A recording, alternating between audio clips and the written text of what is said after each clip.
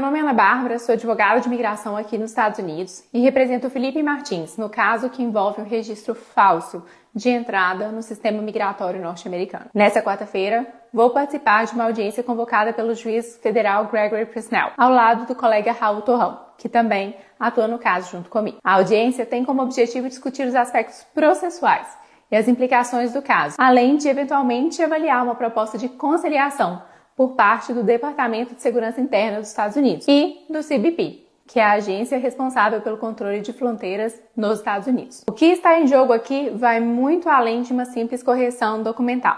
Essa correção já foi feita em julho do ano passado, após demonstrarmos as inconsistências dos dados e apresentarmos provas abundantes e contundentes de que a viagem do Felipe aos Estados Unidos jamais aconteceu. O que buscamos agora é a clareza sobre quando, como e por quem esse registro foi criado e inserido no sistema. É importante destacar que a Procuradoria norte-americana já tentou por 2 vezes encerrar esse processo, mas nós, da defesa do Felipe, não pretendemos recuar até que todas as perguntas sejam devidamente respondidas. Isso porque há muitos detalhes curiosos e estranhos nesse caso e todos eles precisam ser esclarecidos e explicados. Por exemplo, na primeira tentativa da Procuradoria de encerrar o caso, foi-nos apresentado o seguinte documento. Vejam, esse documento mostra que o registro foi preservado, mesmo após a correção. Então sabemos que ele existe e que nenhum log ou metadado foi apagado, mas alguns dados cruciais foram ocultados por tarjas, inclusive aqueles que mostram quem foi o agente responsável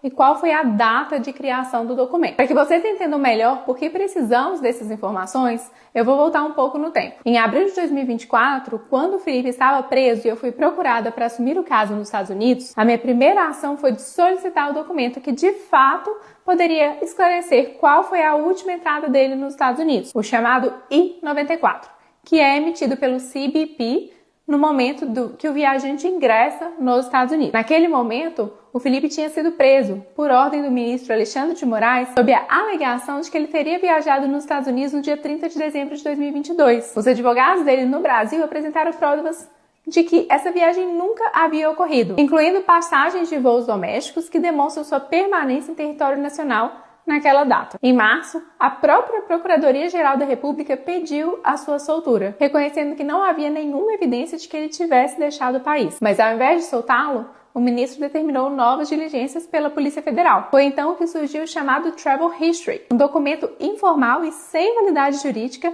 que foi usado pela Polícia Federal para alegar que o Felipe teria entrado nos Estados Unidos. Mas o Travel History, repito, não tem valor legal para atestar a entrada de um estrangeiro no país. Seu uso para fins legais, inclusive, é proibido pelo próprio Departamento de Segurança Interna dos Estados Unidos. O documento válido para esse fim é o I-94. O I-94, como eu já expliquei, ele é emitido pelo CBP no momento de entrada do viajante para os Estados Unidos, registrando oficialmente a sua admissão no país. No caso, o CBP do porto de entrada, que seria Orlando, seria o responsável, então, pela emissão. Solicitei naquela data o I-94 ao CBP de Orlando, que seria o suposto local de entrada do Felipe. A resposta oficial que recebi por escrito no início de abril de 2024 foi clara. Não havia qualquer registro de entrada do Felipe em dezembro de 2022. A última entrada registrada era em setembro de 2022 por Nova York, compatível com a participação do Felipe na Assembleia Geral da ONU. Essa ausência de registro foi inclusive amplamente divulgada pela imprensa brasileira na época. No entanto, cerca de 15 dias depois, fomos em Nova York para solicitar o I-94 emitido por lá, para confirmar a entrada em setembro de 2022. E fomos surpreendidos com a informação de que então constava uma entrada por Orlando. Para explicar, o I-94, ele atesta a última entrada. O que poderia então ter mudado nesse curto intervalo de tempo? Retornamos então ao CBP de Orlando, foi quando tivemos acesso a um novo I-94, que não existia na nossa consulta anterior e que apresentava 3 erros graves. O primeiro deles, o nome do Felipe estava grafado incorretamente. Estava Felipe com E e não com I, como deveria ser. O segundo deles é que tinha uma classe de vistos diferente da utilizada por ele. Na época, o Felipe possuía apenas o visto G, mas o sistema apresentava um visto de classe A2, o que estava incorreto. E o mais grave, número 3. O número do passaporte no I-94 pertencia a um passaporte que havia sido perdido e cancelado quase 2 anos antes da suposta viagem. Fato que é comprovado, inclusive, por boletim de ocorrência. Após árduos processos de diligências internas junto ao Departamento de Segurança Interna, que é o responsável pelo CBP, conseguimos remover esse registro. Contudo, mesmo após conseguirmos a correção,